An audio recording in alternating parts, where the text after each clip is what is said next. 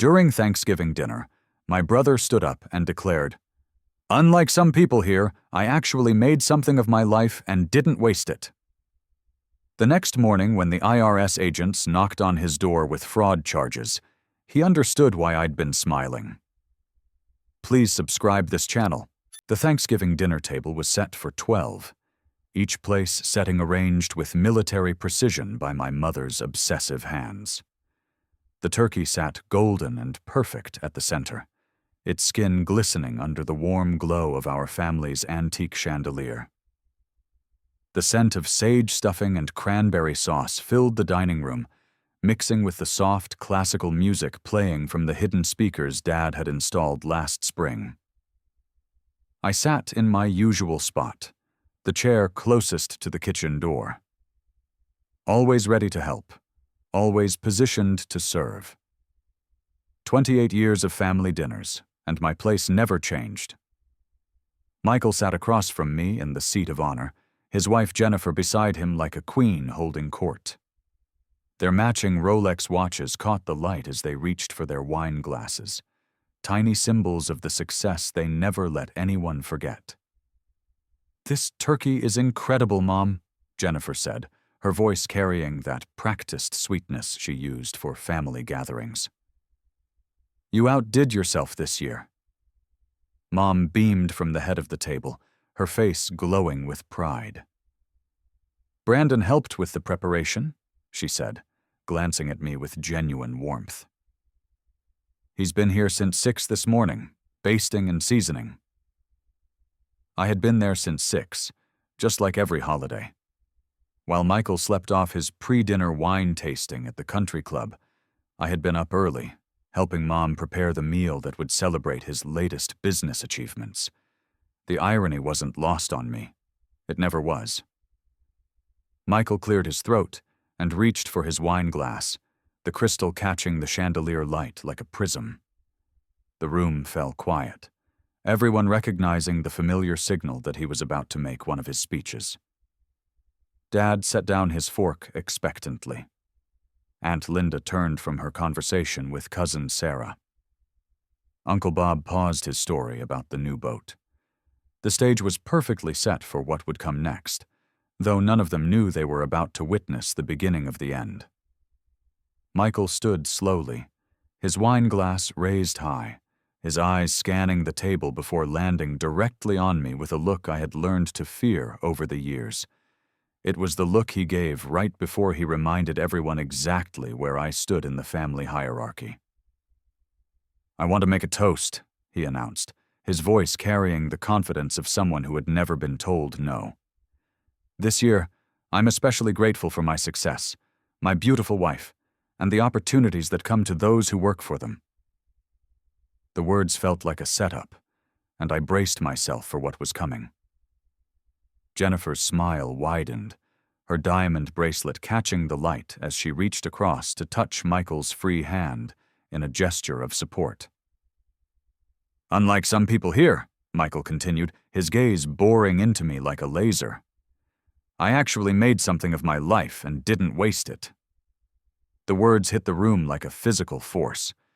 The classical music seemed to fade into nothing. Uncle Bob's fork stopped halfway, to his mouth. Cousin Sarah shifted uncomfortably in her chair, her eyes darting between Michael and me like she was watching a car accident in slow motion. Aunt Linda suddenly found her mashed potatoes fascinating, staring down at her plate as if the answer to world peace was hidden in the gravy. Dad cleared his throat, a nervous sound that filled the silence but offered no protection. Mom's face went pale, her mouth opening slightly as if she wanted to object, but couldn't find the words. The chandelier light caught the smugness in Michael's eyes as he held his glass higher, waiting for a response that wouldn't come. The silence stretched like a violin string about to snap. Every family member's eyes had shifted to me, the brother who had struggled for years while Michael built his empire. Jennifer added her voice to the poison, her tone dripping with false sympathy. "Some people just aren't cut out for success." The words hung in the warm air like smoke, and I felt something inside me break and reassemble at the same time. Because I knew something that made Michael's cruel toast the height of bitter irony. I had been quietly paying his $3,200 monthly office rent for 8 months. Every month since March, when Michael had called me at 2 a.m. with panic in his voice, telling me about cash flow problems that could destroy his business. He never asked me directly for money. He was too proud for that.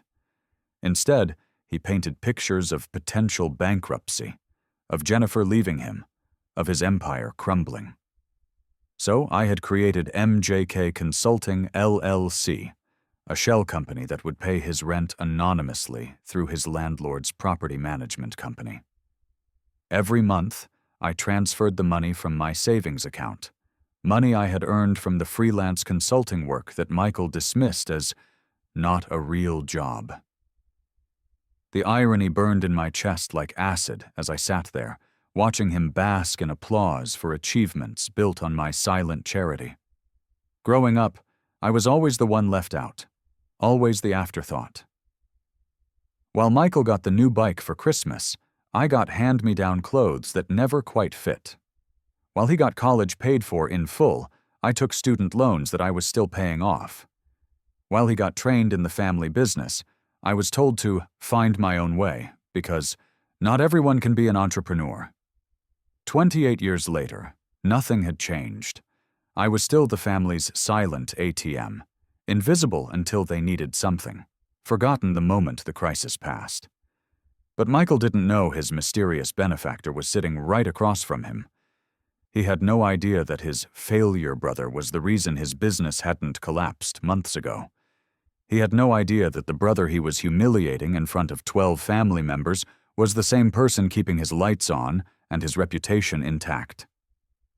The realization should have made me angry, but instead, I felt something else entirely. A cold, calculating calm that surprised me. Maybe this was what clarity felt, like maybe this was the moment when a person finally stops being a victim and starts being something else. "You're absolutely right, Michael," I said, raising my own glass with a genuine smile that seemed to confuse him. "You've achieved so much."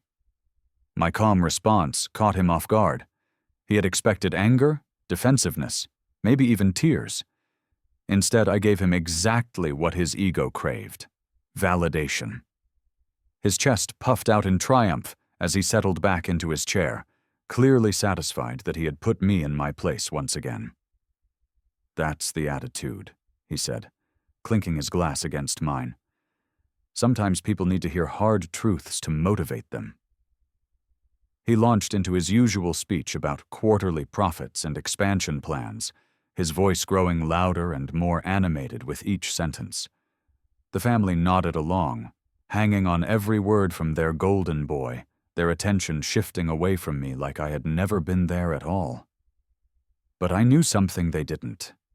Something that made me cut another piece of turkey with steady hands, while Michael basked in applause that was built on my money. That morning, while Michael had slept off his pre-dinner wine tasting at the country club, I had made 3 phone calls. The first was to my accountant, David Chen, asking about the legal implications of anonymous business payments. The second was to the IRS fraud hotline, requesting information about whistleblower protections. The third was to my bank's online portal, where I downloaded 8 months of payment records. Each transfer was documented. Each payment was traced. Each dollar had a paper trail that led directly back to me. I chewed my turkey slowly, watching my brother perform for his audience, completely unaware that his success story was about to become a very different kind of tale. The folder of documents sat in my car's passenger seat, but my mind was still trapped at that dinner table, replaying Michael's words like a broken record. "Unlike some people here, I actually made something of my life." Each repetition felt like a fresh cut, deeper than the last. The November air was cold as I walked to my car, the sound of my footsteps on Mom's gravel driveway the only noise breaking the silence of the suburban night. Through the dining room window, I could see the family still gathered around the table, Michael holding court with another story about his business success. Jennifer laughed at something he said, her hand resting on his shoulder in a gesture of wifely pride. They had no idea what was coming. I sat in my car for a moment before starting the engine, staring at the manila folder that contained 8 months of proof. Bank statements, transfer confirmations, email receipts from Riverside Property Management. Each document was a thread in a web of deception that Michael had spun around his own family.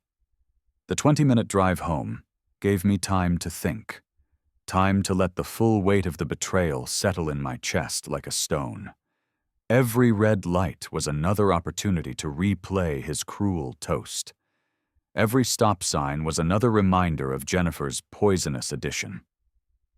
Some people just aren't cut out for success. But the real poison wasn't in their words. It was in the knowledge that they had said them while living off my charity. It was in the realization that Michael's empire was built on a foundation of my money and his lies. By the time I pulled into my apartment complex, the sting hadn't faded. It had sharpened into something else entirely. A cold, focused anger that felt almost like clarity. I grabbed the folder from the passenger seat and headed inside, knowing that my kitchen table was about to become ground zero for the investigation that would change everything. Back home, I spread the payment receipts across my small kitchen table like evidence at a crime scene. The overhead light cast harsh shadows across the papers, turning each document into a piece of a puzzle that was finally coming together. 8 months of $3,200 transfers. Every single one marked MJK Consulting LLC to Riverside Property Management. The bank statements told a story that Michael would never want anyone to read. March 15th. First payment marked Emergency Business Assistance. April 15th. Second payment marked Temporary Rent Relief. By July, I had stopped adding notes. The payments had become routine, automatic, invisible. $25,600. That was the total. $25,600 of my money keeping Michael's business alive while he called me a failure in front of our entire family. I arranged the documents chronologically, each month's payment creating a timeline of my own financial sacrifice and Michael's growing arrogance. The March payment coincided with his first Instagram post about building an empire. The June payment came right before his speech at Dad's birthday about the rewards of hard work. The October payment was followed by his LinkedIn article titled Success Through Persistence. Each payment had a story. Each story was a lie. Michael had no idea his mysterious benefactor was sitting right across from him at dinner, watching him perform for an audience that hung on his every word. He had no idea that his failure brother was the reason his business hadn't collapsed months ago. He had no idea that the person he was humiliating was the same person who had saved his reputation, his marriage, and his future. But as I stared at the evidence spread across my table, I began to suspect something that made my blood run cold. What if Michael's ignorance was just another lie? The story had started 9 months ago when Michael called me at 2 a.m., his voice thick with panic, and what I now realized might have been practiced desperation. "Brandon, I'm in trouble. Cash flow is tight, and if I miss rent on the office, I lose the lease." He never asked me for money directly. He was too smart for that, too careful. Instead, he painted vivid pictures of potential bankruptcy, of Jennifer leaving him, of his business empire crumbling into dust. I couldn't sleep that night. The old wound had reopened, the one where Big Brother needed Little Brother but could never, ever admit it. So I created MJK Consulting, a shell company that would pay his rent anonymously through Riverside Property Management. I told myself it was temporary. I told myself he'd eventually figure out his cash flow problems and I could stop. But sitting there with 8 months of bank statements spread before me like a roadmap of deception, I realized something that made my hands shake. Michael knew exactly who was paying his rent. The evidence was hiding in plain sight, details I had been too trusting to notice. His landlord, Robert Chen, wasn't just a property manager. He was Michael's golf buddy, his tennis partner, his drinking companion at the country club. The property management company had Michael listed as an emergency contact for the building. Most damning of all, when I had asked Michael for business advice about LLC structures last year, he had recommended the exact setup I was now using to pay his bills. He knew. He had always known. The realization hit me like a physical blow, stealing the breath from my lungs and replacing it with something cold and sharp. Michael had known all along. Tonight, he had humiliated me anyway. I pulled out my phone with trembling fingers and scrolled through our text message history from the past 8 months. The evidence of his calculated cruelty was right there, hiding in plain sight. Every time I had mentioned my own money troubles, struggling to make ends meet while secretly funding his success, he had sent back dismissive responses that now felt like daggers. "Maybe try working harder," he had texted in April, the same week I had sacrificed my grocery budget to make his rent payment. "Success isn't handed to you," he had written in June, while my anonymous transfer kept his business lights on. "Some people are just natural entrepreneurs," came his response in August, as I depleted my emergency fund to maintain his empire. All while I kept his business alive. All while he knew exactly where the money was coming from. All while he played the role of the self-made success story to our family, our friends, and anyone who would listen. The betrayal cut deeper than the Thanksgiving insult ever could. The public humiliation was painful, but this was something else entirely. This was calculated. This was planned. This was the cruelest kind of psychological manipulation, designed to keep me in my place while he used my money to escape his. I gathered the receipts into a neat stack, my hands steadier now than they had been all evening. The rage was crystallizing into something more useful. Purpose. I placed the documents in a manila envelope and sealed it carefully, each motion deliberate and calm. Tomorrow I would make some calls. Tonight I would sleep on the decision that had been building for months, maybe years. The envelope sat on my nightstand, thick with possibility, but sleep had been impossible. By morning, something fundamental had shifted inside me. The hurt from Michael's public humiliation had crystallized into something sharper, more focused. Curiosity had replaced pain. I needed to know how deep this web of deception went. I made coffee with steady hands, my laptop already booting up on the kitchen table where last night's evidence still lay scattered. The morning light streaming through my apartment window cast everything in a different glow. The bank statements that had seemed so damning in the darkness now looked like the opening pages of a much larger story. I started with the basics: Riverside Property Management's website. Their homepage featured glossy photos of downtown office buildings and smiling business owners, all radiating success and professional competence. But I wasn't interested in their marketing.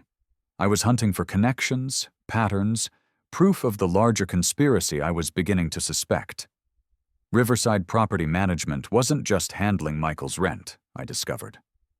They managed 12 commercial properties throughout downtown, including 3 upscale restaurants, a dental practice, and what looked like a small law firm.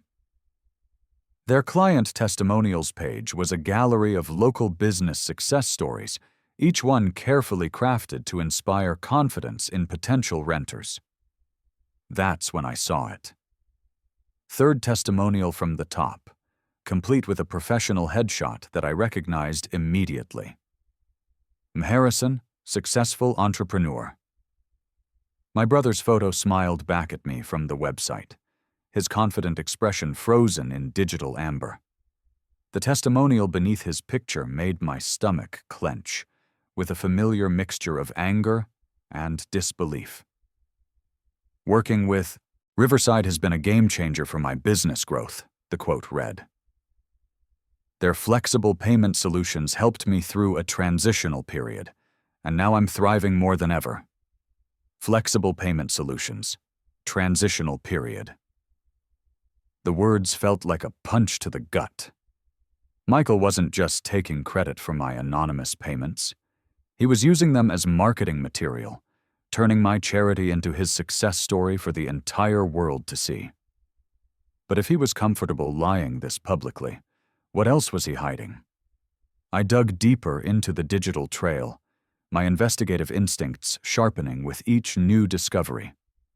Michael's business registration records were public information, and what I found there made me question everything I thought I knew about his successful empire. In the past year alone, he had applied for 3 different small business loans. Bank of America, denied. Wells Fargo, denied. First National, denied. Each rejection letter cited the same concerns: inconsistent cash flow, poor credit history, and insufficient collateral. A quick credit check through a background service I subscribed to for my own freelance work revealed the devastating truth. Michael's credit score had plummeted 200 points since 2019, dropping from a respectable 720 to a disastrous 520. The empire, he bragged about at family dinners, was built on my silent charity and a house of cards that was already collapsing. But the real revelation came when I decided to access his property management account directly. From handling Mom's birthday party planning, I knew Michael's email address. And knowing my brother's predictable nature, I tried the password he'd used since college. Golden Boy 2024. It worked on the first try. Inside his Riverside property management portal, I found a treasure trove of evidence that made my hands shake as I scrolled through 8 months of digital deception. Rent notices, each one stamped overdue in angry red letters until my anonymous payments cleared the balance. Late fees that were waived after emergency payments arrived, threatening letters about lease termination that were rescinded when mysterious funds appeared. But what made my blood boil were the emails. Dozens of them, sent from Michael to Robert Chen, his property manager and golf buddy. Each message was a masterpiece of manipulation, painting Michael as a temporarily struggling entrepreneur who just needed understanding and flexibility. "Thanks for working with me on this transitional period," read one email from July.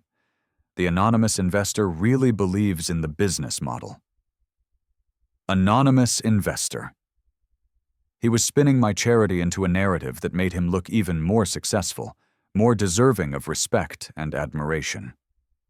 But as I scrolled deeper through his account history, I found something that made my hands shake with rage. The payment history section revealed a detail that turned my stomach. In March, the same month I had started my anonymous payments, Michael had received a $15,000 insurance payout from a minor car accident. $15,000. More than enough to catch up on his overdue rent and get his business back on stable footing. Instead of using that money responsibly, I watched his digital footprint tell a different story. His Instagram posts from that same week showed him and Jennifer at high-end restaurants, posting pictures of expensive wine bottles and gourmet meals. His credit card statements, which I could see through his property management account's financial verification section, showed purchases at Tiffany & Company and a luxury resort in Napa Valley. He had spent his insurance windfall on Jennifer's engagement ring upgrade and a romantic weekend getaway. The same weekend, he had posted Instagram photos with captions about earning the good life and success through hard work.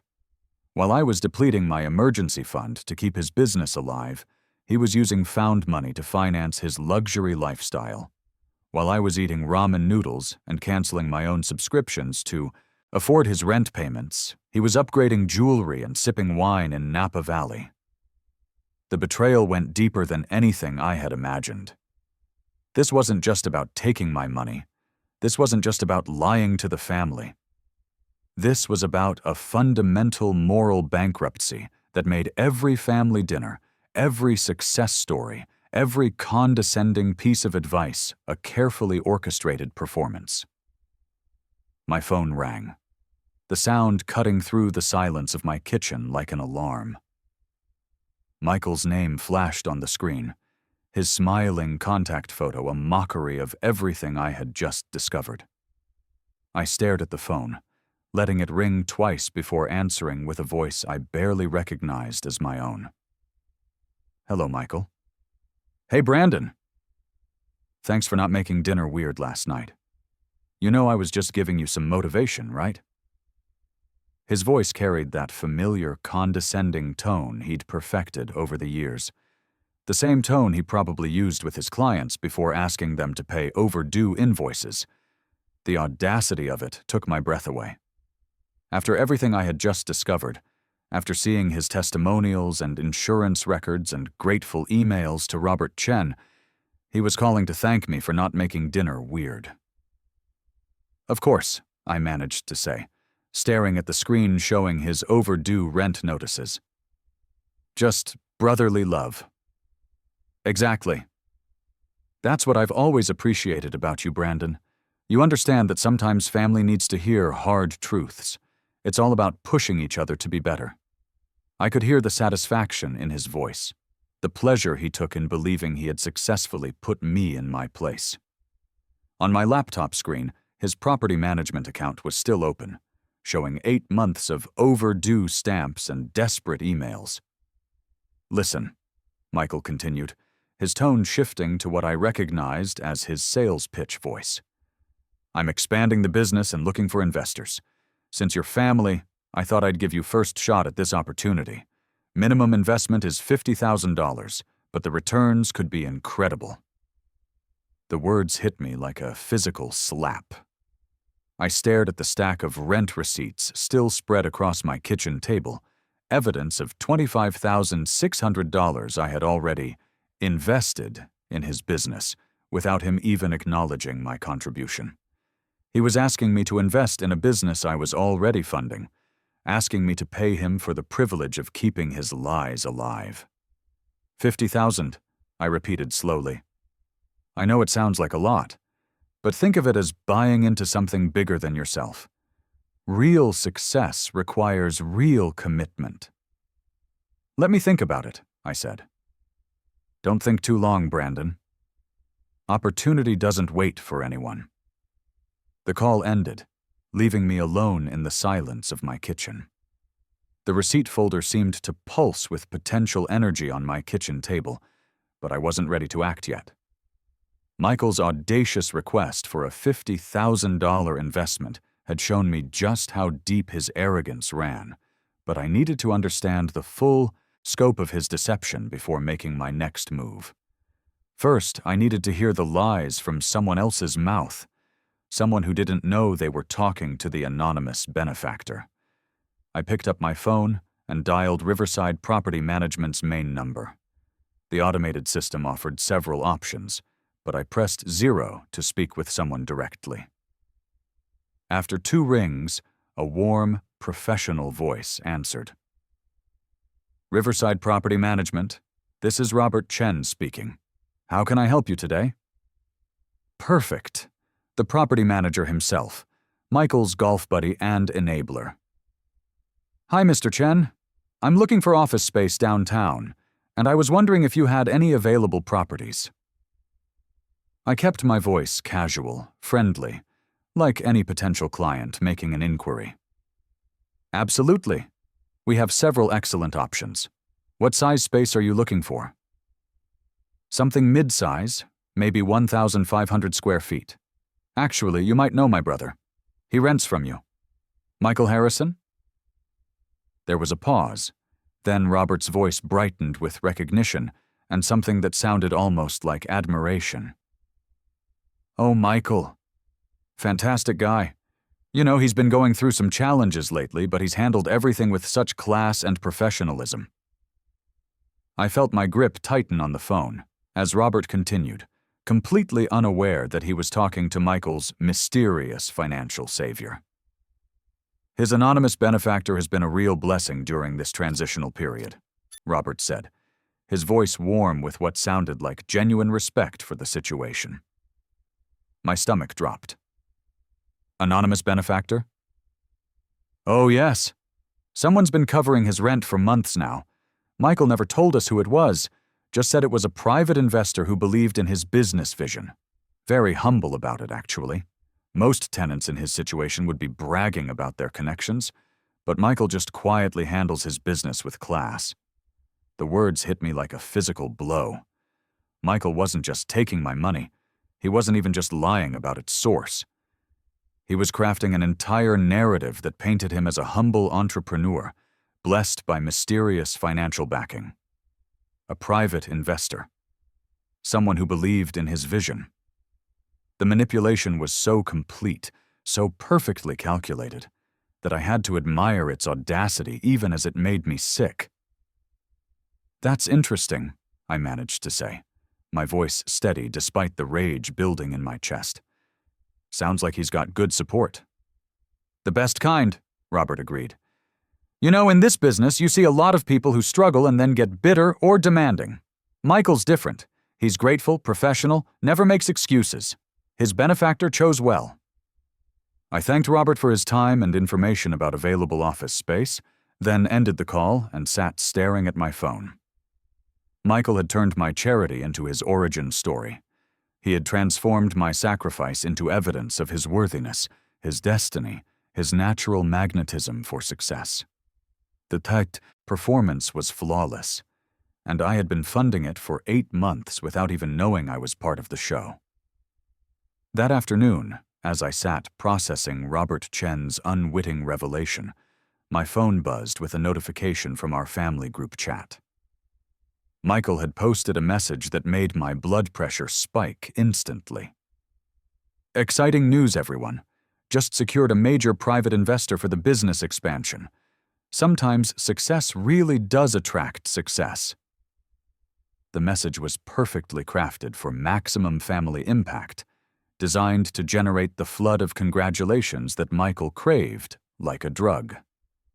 And it worked exactly as he intended. Mom's response came within seconds. "So proud of you, honey. This is exactly why you're destined for greatness. Your father and I always knew you had that special something." Jennifer chimed in next. "My husband is absolutely unstoppable. So blessed to be married to someone with such incredible business instincts." Uncle Bob added, "Way to go, Michael. That's the Harrison entrepreneurial spirit." I stared at my phone screen in complete disbelief. Michael was announcing my secret payments to our entire extended family as evidence of his own magnetic success. He was turning my financial sacrifice into a public relations victory, collecting praise and admiration for an achievement that existed only because I had been quietly depleting my savings account for 8 months. The audacity was breathtaking. The manipulation was so complete that even I had to admire its twisted brilliance, while it made me sick to my stomach. My phone rang an hour later. Michael's name appeared on the screen, and I knew he was calling to gloat about his investor announcement. I answered on the 3rd ring, curious to hear how far he would push this performance. "Brandon, did you see the family chat? Pretty exciting stuff happening over here." "I saw it. Congratulations on your private investor." "Thanks, brother." "Actually, I've been thinking about our conversation yesterday. That investment opportunity I mentioned, I realized it might be too advanced for someone at your current level." The condescension in his voice was so thick I could practically taste it through the phone. "Maybe you should start smaller," he continued, his tone shifting to that fake, helpful voice he used when he wanted to seem generous. "There's this wealth-building seminar next weekend. Only $2,000. I could pull some strings and get you a spot." The audacity knocked the breath out of me. He was offering to sell me financial advice with my own money, using the profits from my charity to fund his role as my financial mentor. "That's generous of you to think of me," I managed to say through gritted teeth. "Family looks out for family, Brandon. Unlike some people who just expect handouts, I believe in helping others help themselves." The line went dead, leaving me staring at my phone in stunned silence. The same brother who had secretly accepted 8 months of my rent payments, who had spun my charity into his success story, was lecturing me about handouts and self-reliance. That's when I decided to stop being invisible. I opened my laptop and began typing an email to David Chen, my attorney. The irony wasn't lost on me that David was Robert's brother, though Michael had no idea about that family connection. "I need to discuss a business fraud case. Can we meet tomorrow?" David's response had come within minutes of my late-night email. "Of course. Bring all documentation." But first, I needed to capture Michael's latest insult while the evidence was still fresh. I screenshotted his family group chat message about cutting dead weight and added it to my folder. The phrase echoed in my mind like a war drum as I drove to David Chen's law office the next morning, each repetition hardening my resolve. The law firm occupied the 15th floor of a glass tower in the financial district, the same downtown area where Michael's business operated. As the elevator climbed toward David's office, I clutched my manila folder against my chest like a shield. Inside were 8 months of bank statements, screenshots, emails, and evidence that would either vindicate me or make me look like a bitter, obsessed brother. David's office had floor-to-ceiling windows that offered a panoramic view of the city below. Through the glass, I could see the building where Michael conducted his daily meetings, completely unaware that his rent was being paid by the dead weight he wanted to eliminate from his life. The irony was almost poetic. David Chen was younger than I had expected, maybe 35, with sharp eyes behind wire-rimmed glasses and the kind of confident handshake that suggested he had won more cases than he had lost. His office walls were lined with law books and framed diplomas, but what caught my attention was a family photo on his desk, showing him with an older man who looked remarkably similar. "That's my brother Robert," David said, noticing my gaze. "He runs a property management company downtown." My heart nearly stopped.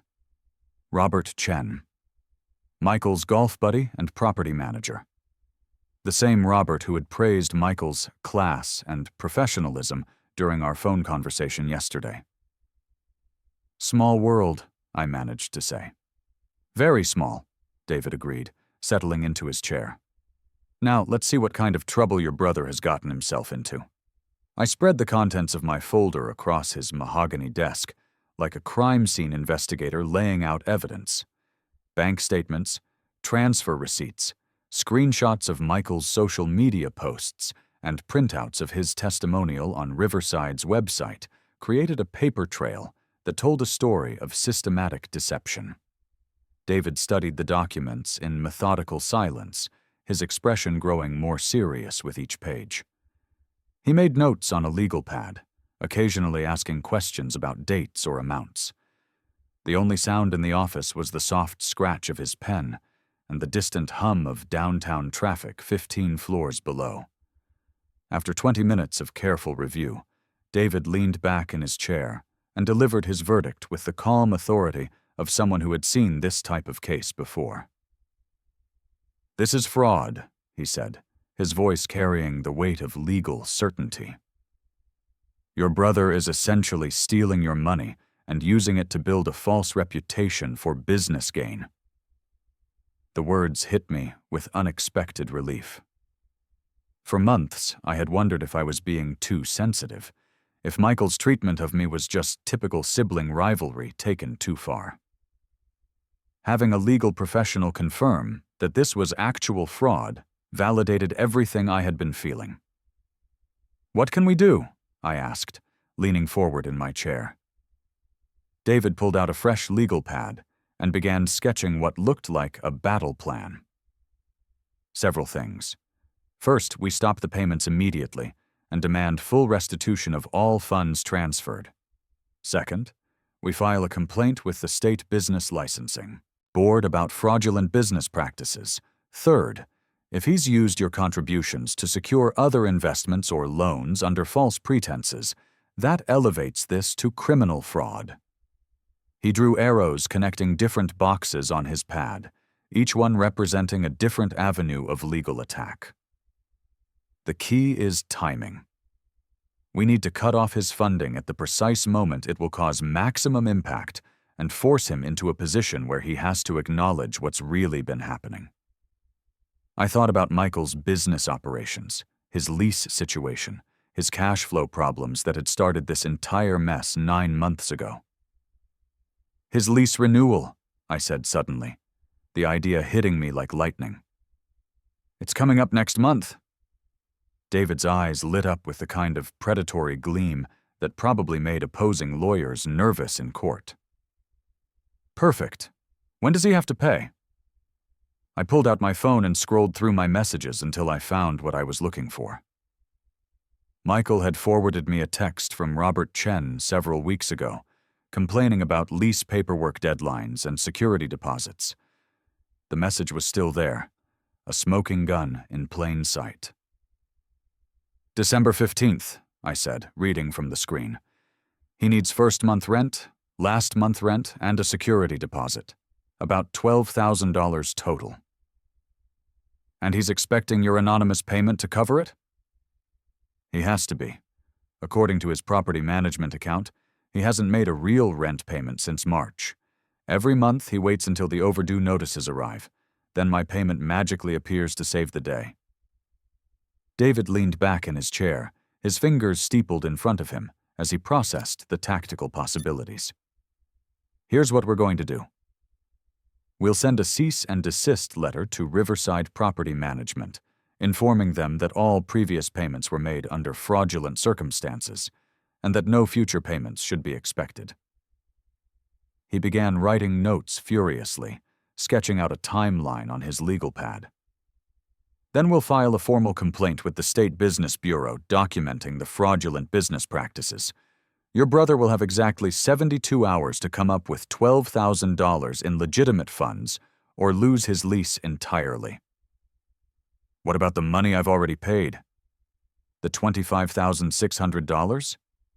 We'll demand full restitution, plus interest and damages for the emotional distress and reputation harm he's caused you.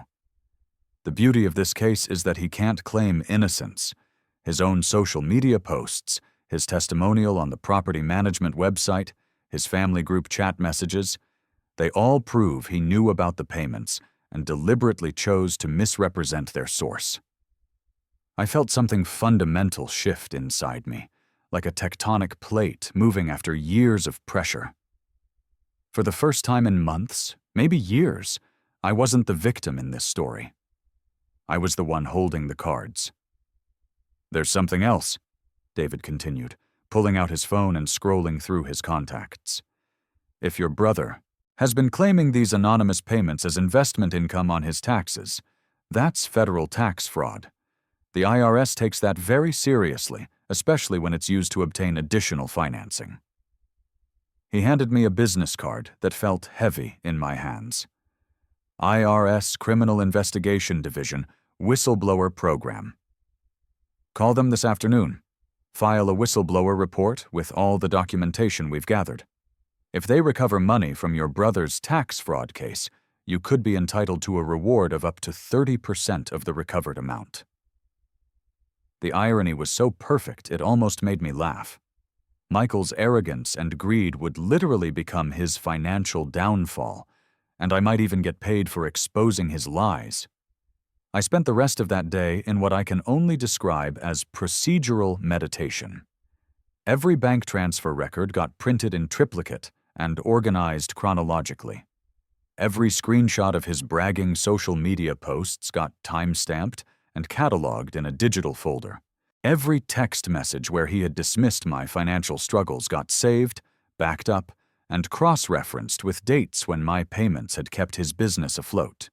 By evening, my kitchen table looked like a war room.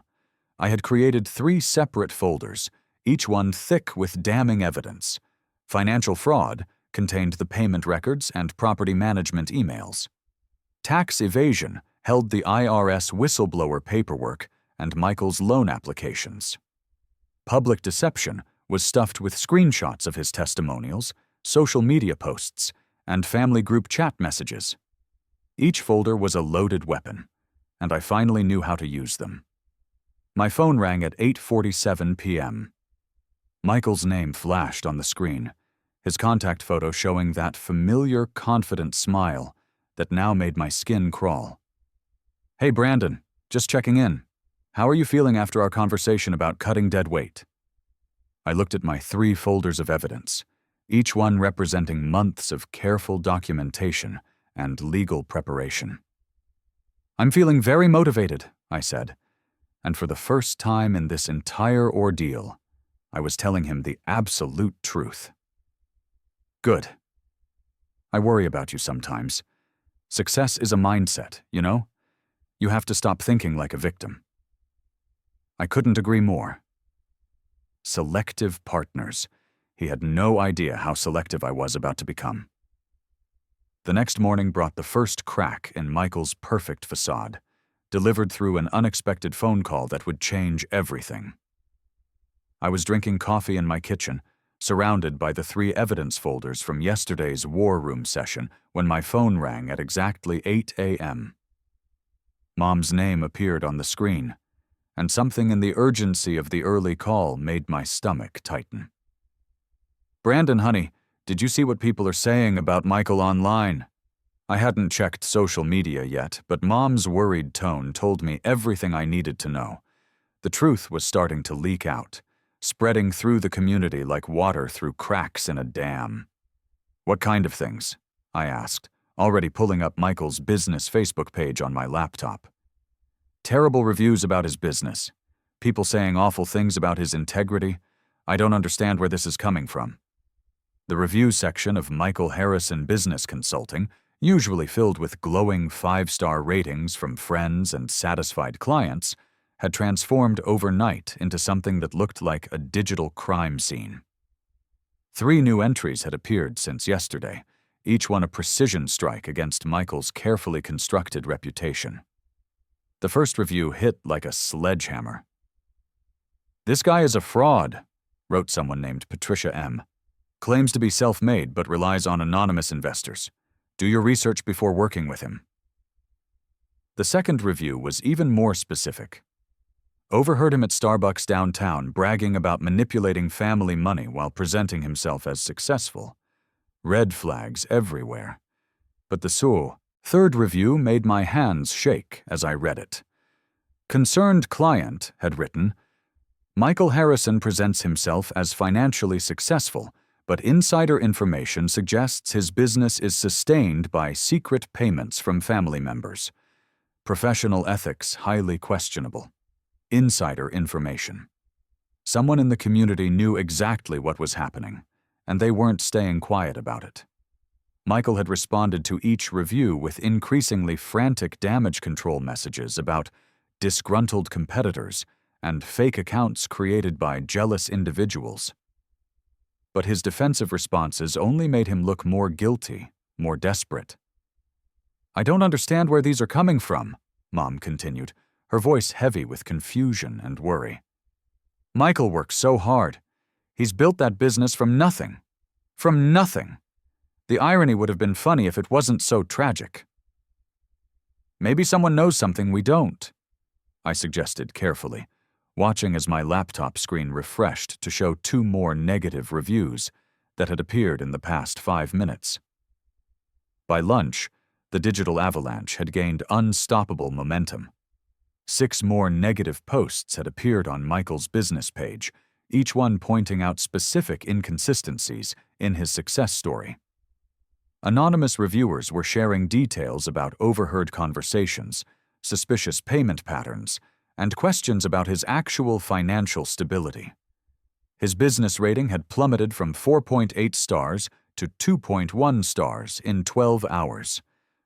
The Golden Boy was experiencing his first taste of public scrutiny, and his panic was visible in every desperate response he posted. My phone buzzed with a text message from Jennifer that made me smile for the first time in days. People are attacking Michael online. This has to stop. Do you know anything about this? I responded with careful neutrality. That's terrible.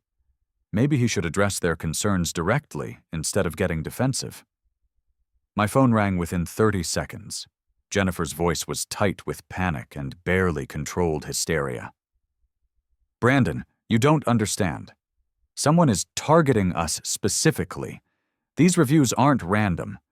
They mention anonymous payments, insider information. Who would know details like that except family members? I have no idea, I said. And technically, I was telling the truth. I wasn't writing the reviews myself, but I had shared Michael's story with David Chen during our legal consultation, who had mentioned it to his brother Robert during their family dinner, who had apparently discussed it with other property managers in their downtown network. Truth has a way of traveling through communities, especially when the truth is this juicy. Michael is losing actual clients, Jennifer continued, her voice cracking with stress.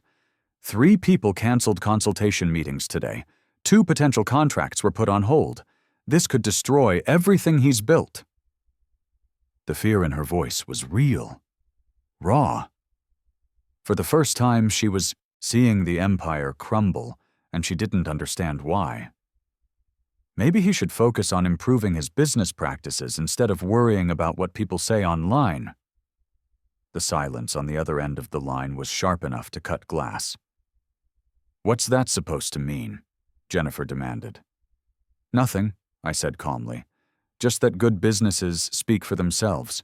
They don't need to worry about what strangers say online. She hung up without another word, leaving me alone with the satisfaction of watching Michael's empire crack under the weight of public scrutiny. That evening, Michael's Instagram story appeared like a desperate cry for validation. The image showed him and Jennifer at Chez Laurent, the most expensive restaurant in downtown, their table set with crystal glasses and white tablecloths. The caption read, "Never let jealous people dim your shine. Real success always wins." The post was perfectly Michael, arrogant, tone-deaf, and completely missing the point of why people were questioning his integrity.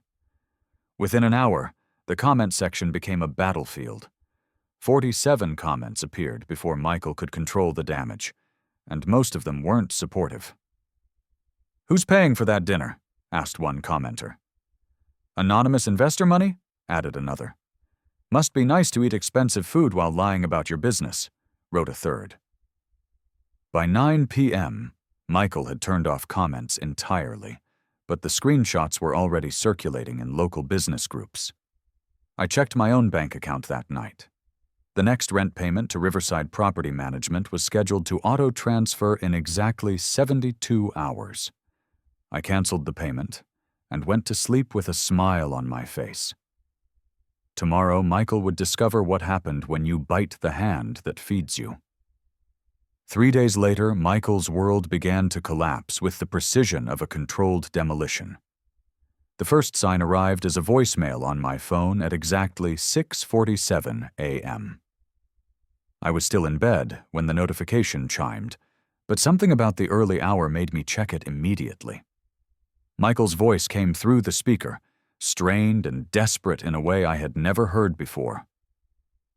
"Brandon, call me back immediately. There's been some kind of mistake with my office situation. I need to talk to you right now." The panic in his voice was raw, unfiltered. Gone was the confident entrepreneur who had humiliated me at Thanksgiving dinner. This was a man watching his empire crumble in real time, and he didn't understand why. I set my phone on the nightstand and went back to sleep. By 7:30 a.m., I had 3 more missed calls. By 8:15 a.m., the voicemails were becoming increasingly frantic. "Brandon, where are you?" "This is an emergency. Call me back now." "Brandon, I'm serious. Something's wrong with my rent situation and I need help figuring this out." Brandon, please. I know we had words at dinner, but this is bigger than that. Call me. I made coffee and toast, taking my time with both. Let him panic. Let him feel what desperation actually tastes like. Let him experience the fear that came with losing everything you thought was secure. At exactly 10 a.m., I called him back. Brandon, thank God. His voice was hoarse, like he'd been awake all night. Listen, there's been a catastrophic problem with my rent. Someone stopped making the payments, and now Riverside is demanding $12,000 by tomorrow, or they're terminating my lease. I sipped my coffee slowly, savoring both the warmth and the moment. That's terrible, Michael. Who was paying your rent? I had an investor arrangement, but something went wrong with their payment system. Look, I need help.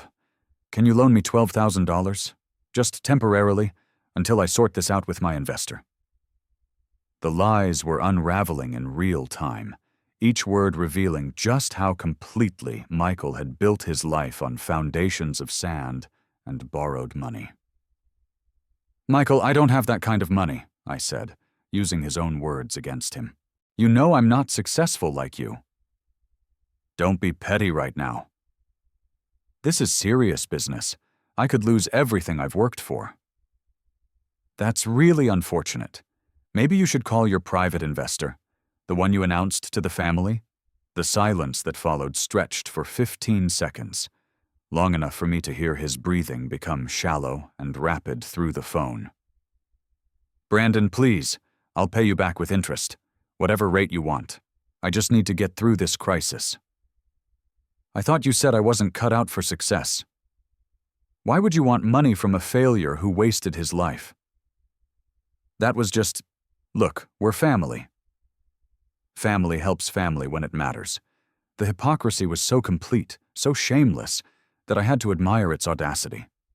8 months of taking my money in secret, followed by public humiliation, followed by begging for more money when the truth caught up with him. I'll think about it, I said, then hung up before he could respond. By afternoon, the situation had escalated beyond Michael's rent crisis. David called me with updates that made my initial revenge plan look small and simple compared to the federal investigation that was now unfolding. The IRS received your whistleblower complaint, David said, his voice carrying the excitement of a lawyer who had stumbled onto a bigger case than expected. They're very interested in your brother's tax filings. Apparently, he's been claiming those anonymous payments as legitimate business investment income, which allowed him to qualify for additional loans from multiple lenders. How much additional? I asked, though I was already bracing myself for the answer. $85,000 from 3 different lenders. He used your payments as proof of consistent business income, then leveraged that false documentation to secure loans he never would have qualified for otherwise. The number hit me like a physical blow to the chest.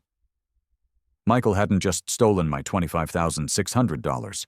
He had used my charity as a foundation to steal $85,000 from banks and credit unions. He had turned my kindness into a criminal enterprise. There's more, David continued, and I could hear papers rustling in the background as he reviewed additional documents. We've been contacted by 2 of Michael's current clients who discovered the rent situation through the downtown business network. They're concerned about doing business with someone who misrepresents their financial stability. The truth was spreading faster than Michael could contain it. The careful web of lies he had constructed over 8 months was unraveling in a matter of days, and each broken thread was pulling down another piece of his carefully constructed empire. What did they say? One of them, a restaurant owner named Marcus, said he's been paying Michael $4,000 a month for business consulting. When he heard about the rent situation, he started questioning whether he's getting advice from someone who can't even manage their own finances. The irony was devastating. Michael was charging people thousands of dollars for financial advice, while secretly depending on his failure brother to keep his business alive. That evening, as I was organizing my evidence folders for the 10th time, I heard footsteps on the stairs leading to my apartment. Heavy, familiar footsteps that I recognized from childhood. Michael was coming. The knock on my door was loud, urgent, desperate. When I opened it, I barely recognized the man standing in my hallway. Michael looked like he had aged 5 years in 3 days. His usually perfect hair was disheveled, his expensive shirt wrinkled, his eyes bloodshot from what was probably a combination of panic and sleepless nights. "Brandon, we need to talk." I stepped aside and let him into my apartment, watching him pace my small living room like a caged animal. His usual confident swagger had been replaced by the jerky, nervous movements of someone whose world was falling apart in real time. "Someone is sabotaging me," he said, his voice carrying a paranoid edge that made him sound almost unhinged. The reviews, the rent situation, clients canceling, everything falling apart at exactly the same time. It's too coordinated to be coincidence. I settled into my armchair, completely calm, and looked at my brother with what I hoped was genuine concern. Maybe it's karma. "This isn't a joke." His voice cracked with desperation. "I'm about to lose my business, my office, everything I've built." Jennifer is talking about separation. I looked at my brother, really looked at him, seeing past the expensive clothes and desperate bravado to the entitled child who had never learned to take responsibility for his actions. "That's awful, Michael. But I don't see how I can help." "You can help by loaning me the money I need. $12,000. That's nothing to you." The accusation in his voice was interesting. According to him, I was both a failure who had wasted my life and someone who had $12,000 lying around to loan. "Michael, you called me a failure 3 days ago. You said I wasted my life and wasn't cut out for success. Why would you want help from someone like that?" His face flushed red, anger and desperation warring for control of his expression. "Fine. You want an apology?" "I'm sorry I hurt your feelings. Happy now? Can you help me?" "I appreciate the apology, but I still don't have that kind of money." "That's bullshit and you know it." His voice rose to a shout, all pretense of brotherly affection finally dropping away. "Everyone knows you inherited money from Grandpa when he died." "Stop playing poor." The accusation hung in the air like smoke. Michael was so desperate, so completely detached from reality, that he was making up inheritances that had never existed. "What inheritance, Michael?" "Don't play dumb with me. Grandpa left you money before he died. I know he did." I stared at my brother, watching years of entitlement and arrogance crack under the pressure of actual consequences. "Michael, Grandpa died broke. You were at the funeral. You heard the lawyer read the will. There was no money." "Then where did you get money for your car?" "Your apartment? You haven't worked a real job in years." The rage in his voice was ugly and revealing, showing me exactly who he really was underneath the polished success facade he presented to the world. "I work freelance consulting," I said with perfect calm. "Same as I always have." "Consulting for who?" "Name one client. Name one person who pays you." I smiled for the first time in our entire conversation, feeling the power shift completely into my hands. "MJK Consulting LLC." The color drained from his face like water from a broken glass, and I watched 28 years of sibling rivalry crystallize into one moment of perfect, devastating understanding. "You," he whispered, the word barely audible in the silence of my living room. "Me. You've been paying my rent this entire time.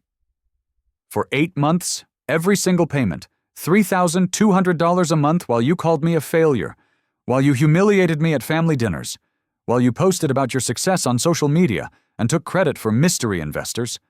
The truth hung between us like a blade, sharp and final and utterly undeniable." Michael's face cycled through emotions I had never seen before. Shock, shame, realization, and something that might have been genuine regret if it hadn't been buried under layers of panic. He sank into my couch like a deflated balloon, his expensive suit suddenly looking too big for his shrinking frame. His head dropped into his hands, and for a moment he looked exactly like the little boy who used to cry when he didn't get his way. "Brandon, I can explain." "Please do." "I'm genuinely curious how you're going to explain this." The calmness in my own voice surprised me. After months of rage and hurt and confusion, I felt nothing but cold clarity. The power dynamic had shifted completely, and we both knew it. "Explain how you knew MJK Consulting was mine and took the money anyway. Explain how you used my charity payments to qualify for $85,000 in fraudulent loans. Explain how you planned to cut the dead weight while that dead weight was keeping you alive." Michael looked up from his hands, his eyes red-rimmed and desperate, searching my face for any sign of the old forgiveness he had taken for granted his entire life. "I didn't know for sure it was you." "I suspected maybe, but I wasn't certain." "But you took the money anyway." "I was desperate." The business was failing, cash flow was impossible, and I couldn't let Jennifer see me as weak. I thought maybe you were trying to help family without making a big deal about it. The rationalization was pathetic in its transparency. Even now, caught red-handed, Michael was trying to rewrite history to make himself the victim of circumstances rather than the architect of his own deception. "I was trying to help family," I said, my voice steady as stone. "You were trying to exploit family." The difference settled between us like a final verdict, undeniable and absolute. Michael's phone buzzed with a stream of notifications. His face went from pale to ashen gray as he read whatever messages were flooding his screen. "What now?" I asked, though his expression had already told me the answer. "The IRS," he said, his voice barely above a whisper. "They're conducting a full audit of my business. They want complete documentation for all investment income, loan applications, and tax filings for the past 2 years. His voice cracked on the last word. "Brandon, if they discovered the truth about the loans, about how I misrepresented your payments as legitimate business investments, that would be federal tax fraud," I finished for him. "You have to help me. Tell them you were officially investing in my business. Say it was a legitimate partnership arrangement." "But it wasn't legitimate, Michael. You never asked permission. You never acknowledged my help. You never thanked me. You just took my money and built lies around it." "I'm your brother," he shouted, desperation making his voice crack like a teenager's. "Brothers don't humiliate each other at Thanksgiving dinner in front of the entire family." The simple truth hit him like a physical blow. He stood up from my couch and began pacing my small living room again, his movements jerky and panicked, like a trapped animal looking for an escape that didn't exist. "Fine. You want acknowledgement? I'll post about it right now. I'll tell everyone on social media that you've been my business partner, my silent investor. I'll give you credit for everything." "Too late for that, Michael." "What do you mean, too late?" "I mean the IRS already has 8 months of bank records showing anonymous payments made to keep your business afloat. I mean 3 different lenders have been officially notified that your reported investment income was completely misrepresented. I mean Jennifer already knows the truth about everything because I sent her copies of all the payment receipts an hour ago." Michael's phone started ringing at that exact moment, as if the universe had perfect timing. Jennifer's name appeared on the screen, her contact photo showing the confident smile she wore when she thought she was married to a successful entrepreneur. He stared at the phone like it was a live grenade, too terrified to answer but unable to ignore it. "She's probably calling to discuss your upcoming divorce," I said gently. "Or maybe she just wants to ask why her husband has been lying about everything for 8 months. The phone stopped ringing, then immediately started again, each ring sounding more urgent and accusatory than the last. "Answer it," I suggested with gentle finality. Face the music you composed." Michael picked up the phone with hands that shook like autumn leaves, holding it away from his ear as if proximity might make the conversation less devastating. Jennifer's voice was loud enough that I could hear every word from across my living room. "How long have you been lying to me about everything?" "Jennifer, I can explain." 8 months, Michael. 8 months of lies about mystery investors and business success while your brother was paying our bills. It's not what you think. I've seen the bank records, Michael. I've seen the payment receipts. I've seen the emails where you thanked Robert for understanding your situation. You knew exactly who was helping you, and you humiliated him anyway.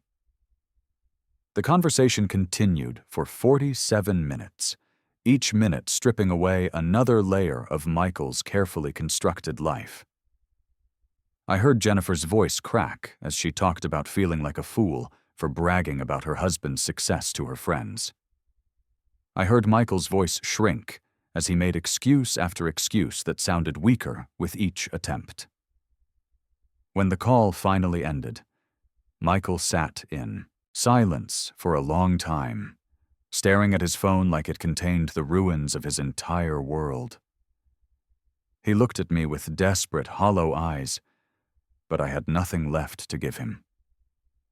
The boy who had always gotten everything he wanted had finally learned what it felt like to lose everything he had taken for granted. The empire built on lies had crumbled into dust, and we both knew there was no putting it back together. He looked at me with desperate eyes, but I had nothing left to give. The conversation with Jennifer lasted 47 minutes and ended with Michael agreeing to a separation. Over the following weeks, the consequences unfolded like dominoes. The IRS investigation resulted in $127,000 in back taxes, penalties, and interest. The 3 lenders called in their loans immediately when they discovered the fraudulent income documentation. Michael's business closed within a month. He moved back in with Mom and Dad, the golden boy returning home in disgrace. The family group chat went silent about his achievements. Jennifer filed for divorce and kept the engagement ring. I didn't take any pleasure in his downfall. Revenge wasn't the point anymore. The point was proving that quiet dignity beats loud arrogance every time. Michael tried calling me once, 3 weeks after everything collapsed. I let it go to voicemail. "Brandon, I know you hate me right now. I know I was terrible to you, but I'm broke, and Mom's medical bills are piling up, and I don't know where else to turn. Could you maybe help with just a small amount? I promise I'll pay you back this time." I deleted the message without responding. The truth is, I was already helping with Mom's medical bills, directly, quietly, the same way I'd always handled family responsibilities. But this time, there would be no intermediaries taking credit for my choices. 6 months later, I received a letter from the IRS whistleblower office. They had recovered $847,000 from various tax fraud cases connected to Michael's scheme. My reward check was for $127,000, exactly enough to replace every dollar I'd spent on his rent, plus interest. I used half of it to start a scholarship fund for kids who were overlooked in their families. The other half went into an investment account for my own future. Last month, I ran into Michael at the grocery store. He looked older, humbled. He started to say something, then stopped. "How are you doing?" I asked. "I'm okay. Working at Dad's shop, learning about honest work." "That's good." "Brandon, I never said this properly, but I'm sorry. For everything."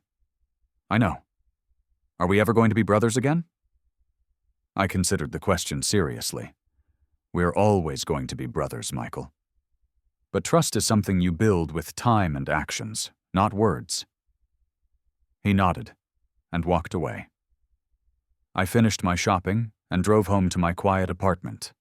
No family drama, no secret payments, no lies to maintain. That night, I posted a single sentence on social media. Peace is always better than family who sell you out. The post got 2,847 likes and 312 shares. But the number that mattered most was 1. I was finally free.